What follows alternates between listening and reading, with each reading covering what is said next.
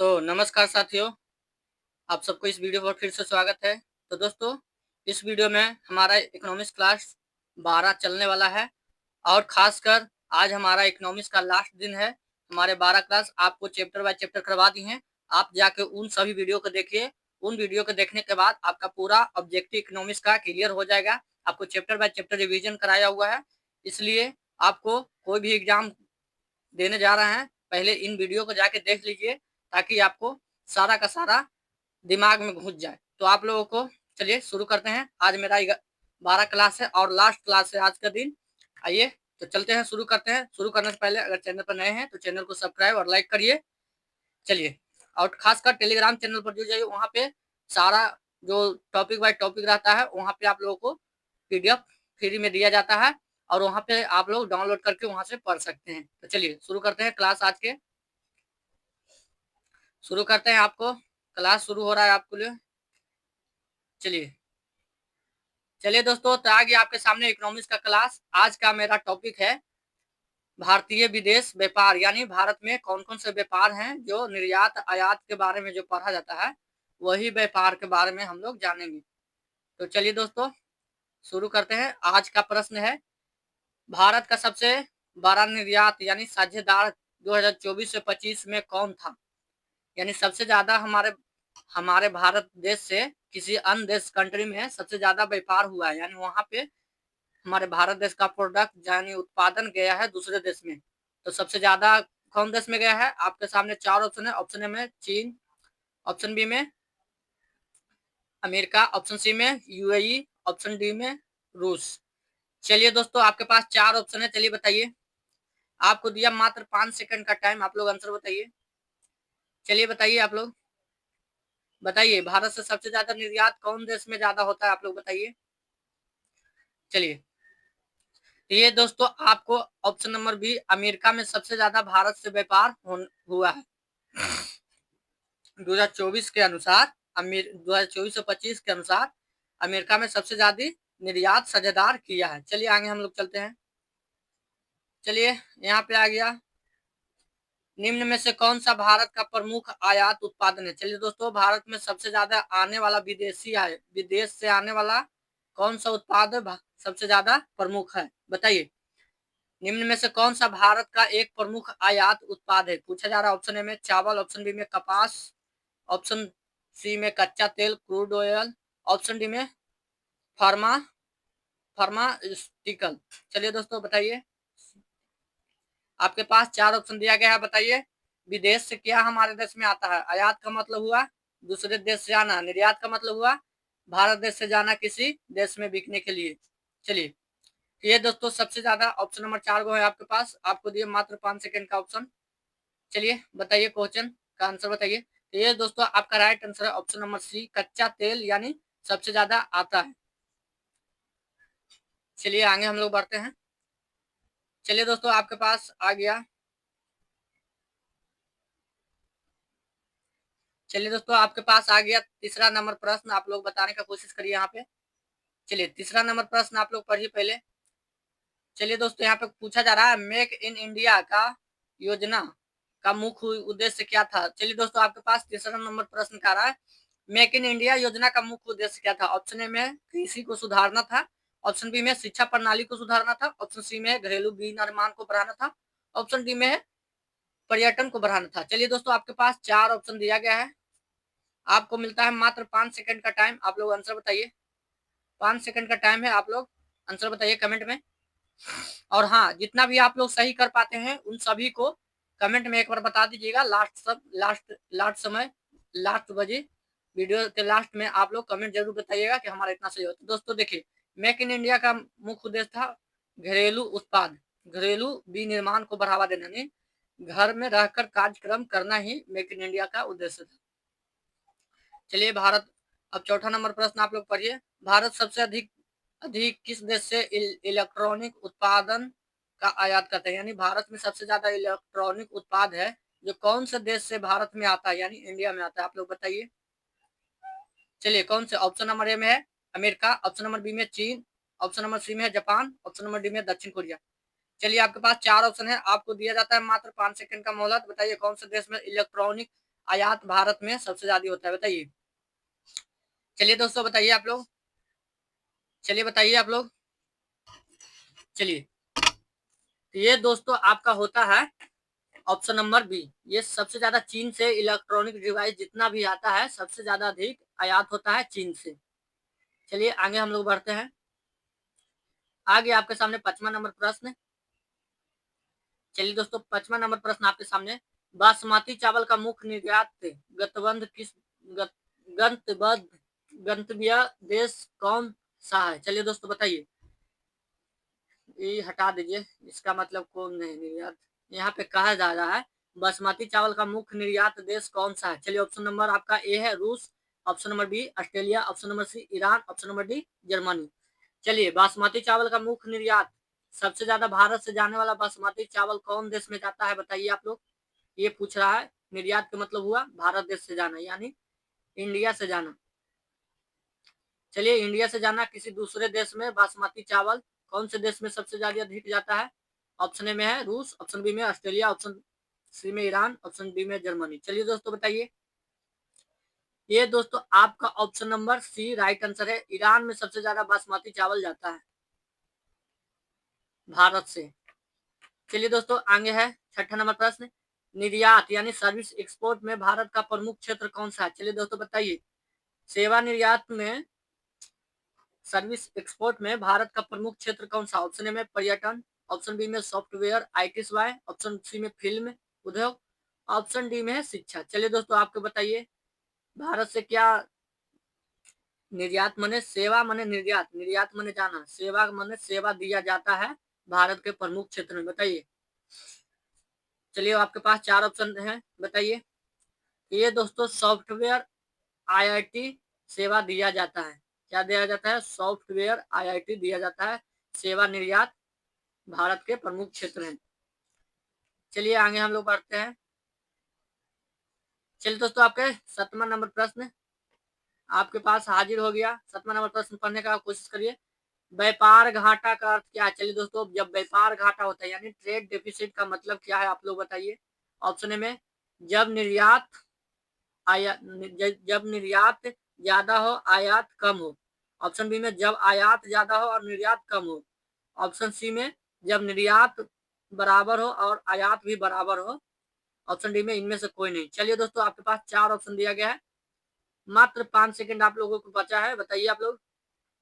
तो देखिए व्यापार घाटा का मतलब हुआ जब निर्यात होगा कम, सुनिए, जब निर्यात होगा कम आयात होगा ज्यादा, जब किसी देश से आएगा हमारे अंदर वस्तु, कोई उत्पादन आएगा सबसे ज्यादा और यहाँ से जाएगा कम, समझे, यहाँ से जाएगा यानी इंडिया से जाएगा कम, तो क्या होगा?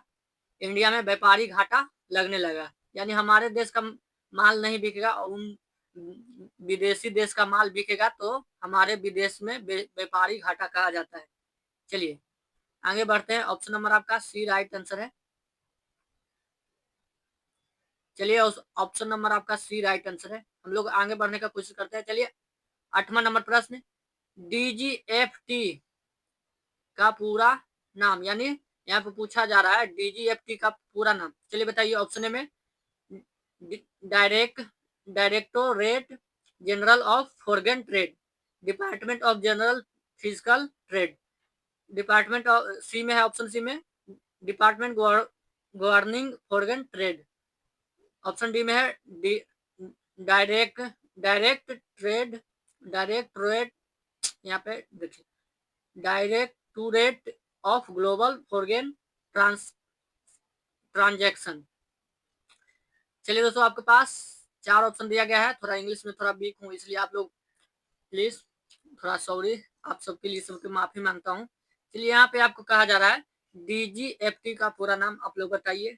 तो देखिए डी का मतलब हुआ डायरेक्टोरेट यानी डायरेक्ट टू रेट, यानी direct to rate general foreign trade, option number आपका ए राइट आंसर है। जी से जनरल, दोस्तों यहाँ पे आप लोग पढ़िए, जी से जनरल, एफ से फॉरेन, टी से ट्रेड और डी से डायरेक्ट टू रेट। चलिए आगे हम लोग बढ़ते हैं।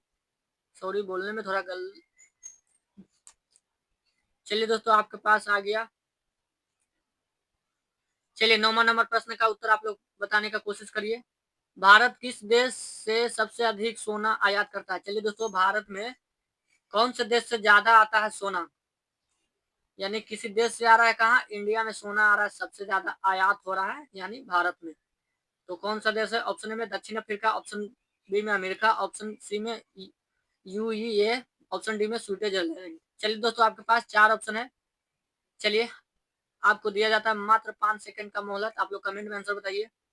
तो ये दोस्तों आपका राइट आंसर ऑप्शन नंबर, सबसे ज्यादा स्विट्जरलैंड से भारत में सोना आयात होता है। चलिए 10वां को पढ़ेंगे हम लोग। चलिए 10वां प्रश्न हमारा क्या कर रहा है? WTO का मुख्यालय कहाँ है? चलिए दोस्तों बताइए, WTO का मुख्यालय कहाँ? चलिए WTO का यानी वर्ल्ड ट्रेड ऑर्गेनाइजेशन का मुख्यालय कहाँ है? Option number A New York, option number B Geneva, option number C Paris, option number D Brussels. चलिए आपके पास 4 ऑप्शन है, आपको दिया जाता है मात्र 5 सेकंड। इन 5 सेकंड में आप लोग आंसर बताइए। चलिए 5 सेकंड में आंसर बताइए आप लोग। तो दोस्तों ये आपका जिनेवा में है स्थित। मुख्यालय कहाँ है? WTO का मुख्यालय ये जिनेवा में है दोस्तों, याद रखिएगा। ये सब प्रश्न आने वाला है रहता है, इसलिए आप लोग याद करके ध्यान से, खासकर अगर चैनल पर अभी तक सब्सक्राइब नहीं किए तो कर लीजिए, और लाइक नहीं है तो कर लीजिए, और टेलीग्राम चैनल पर जुड़ जाइए। चलिए यहाँ पे कहा जा रहा है भारत की विदेश व्यापार नीति यानी फॉरेन ट्रेड पॉलिसी 2023 कितने वर्षों के लिए घोषित कर दी गई थी?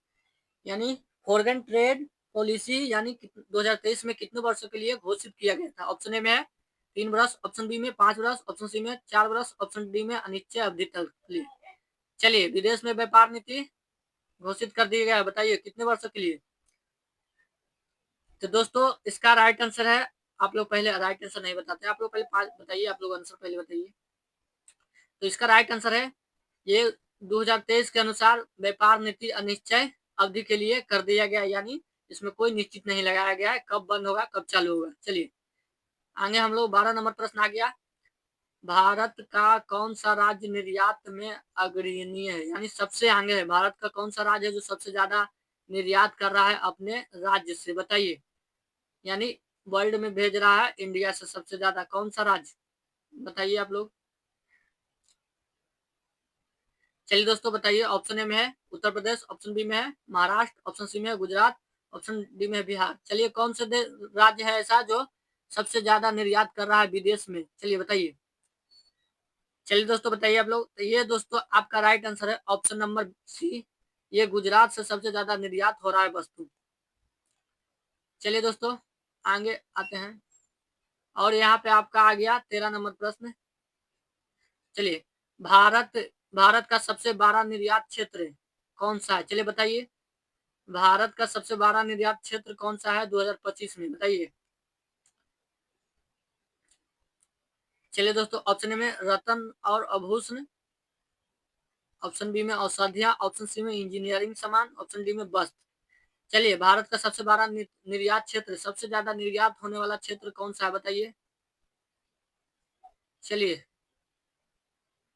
भारत से सबसे ज्यादा विदेश में क्या जा सकता है? आप लोग थोड़ा एक्सपेक्ट करिए, सोचिए, थिंकिंग करिए।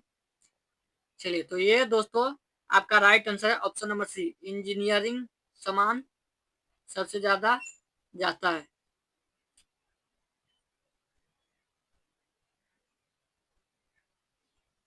चलिए आगे हम लोग बढ़ते हैं। चलिए दोस्तों 14 नंबर प्रश्न आपके पास हाजिर हो गया। भारत का सबसे बड़ा कंटेनर बंदरगाह कौन सा है? चलिए दोस्तों भारत का सबसे बड़ा कंटेनर बंदरगाह कौन सा है? ऑप्शन में पारादीप पोर्ट, ऑप्शन बी में कोचिन पोर्ट, ऑप्शन सी में नहावा सेवा JNPT, ऑप्शन डी में विशाखापट्टनम पोर्ट। चलिए आपके पास 4 ऑप्शन है, चलिए आप लोग उत्तर बताने का कोशिश करिए। चलिए दोस्तों बताइए। चलिए आपको 5 मिनट का मिला समय। तो ये दोस्तों सबसे भारत का सबसे बड़ा कंटेनर बंदरगाह कौन सा है आपका? तो ये दोस्तों आपका राइट आंसर है नहावा सेवा, JNPT। इसका फुल फॉर्म आप लोगों को बताना होगा HW ग्रुप में, आप लोगों को होमवर्क है।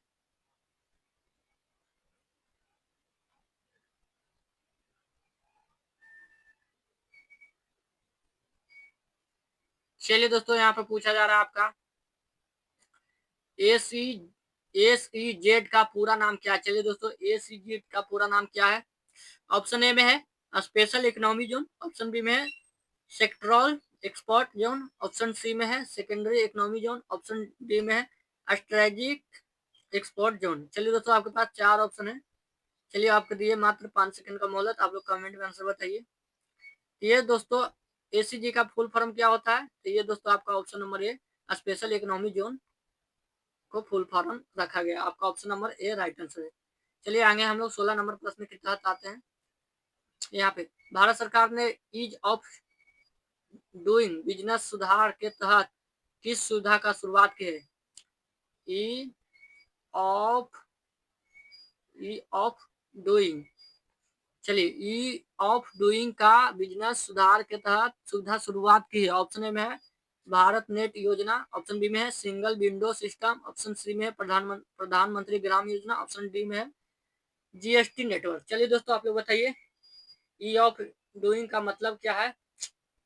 तुरंत चलिए, काम करने वाला, चलिए बिजनेस सुधारने वाला अभी के डेट में लाए हैं। चलिए दोस्तों बताइए। ये दोस्तों single window system ease of doing business का सुधार के तहत ये लाया गया था। चलिए आगे हम लोग बढ़ते हैं। चलिए दोस्तों, आगे आपके पास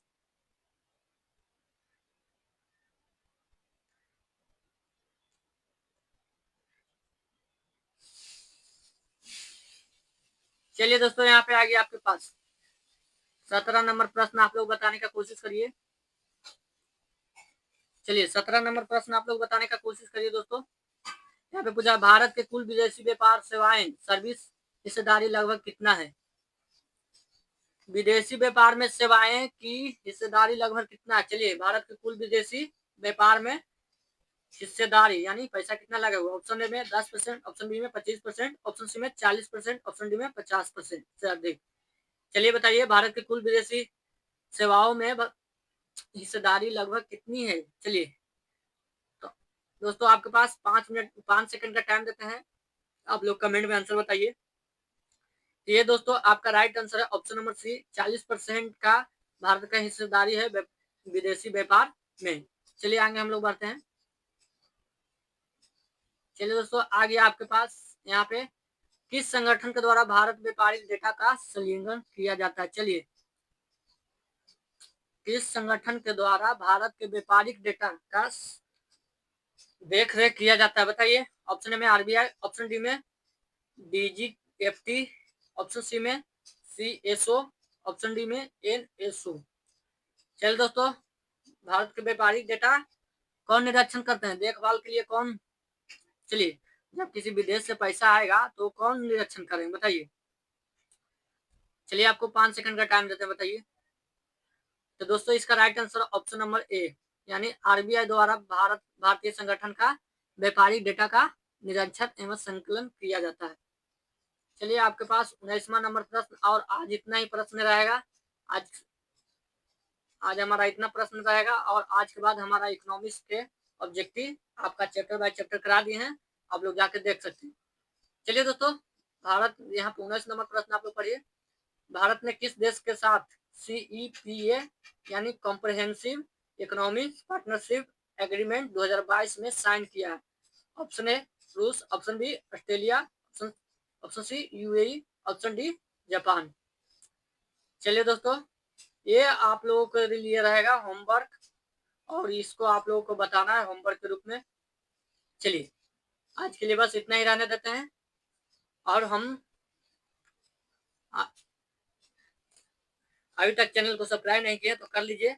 ऐसा आपको हर एक बार जो जिस भी एग्जाम की तैयारी करते हैं उस एग्जाम से रिलेटेड आपको क्वेश्चन यहाँ पे आता रहता है, इसलिए इस चैनल को नहीं छोड़िए और सब्सक्राइब और लाइक करके रखिए। यहाँ पे आपको बहुत अच्छा नोटिफिकेशन और यहाँ पे क्वेश्चन प्रोवाइड करते हैं हम, और खुद हम भी तैयारी करते हैं, आपको भी तैयारी कराते हैं, और हमारा यही उद्देश्य है कि आप लोगों को कितना तैयारी है हम सब मिल के मौका लगाने का प्रयास करते हैं। जितने भी आप सभी तैयारी करने वाले हैं, हम सभी मिलकर एक अच्छा डिसीजन मेकिंग कर सकते हैं, यानी सोच सकते हैं अपने साथ मिलकर आप ही की तरह मैं भी हूँ, कोई 12 मैं टीचर नहीं हूँ, इसलिए मैं क्वेश्चन आपको रिवीजन कराने में का प्रयास करता हूँ और खुद भी रिवीजन करने का प्रयास करता हूँ। इसलिए आप लोग मेरे बोलने से अगर आप लोगों को कोई तकलीफ हुआ होगा तो आप लोग प्लीज छोटे भाई हो समझकर हमें माफ कर दीजिए, और बोलने में कुछ भी गलती हो गया तो आप लोग माफ कर दीजिए प्लीज।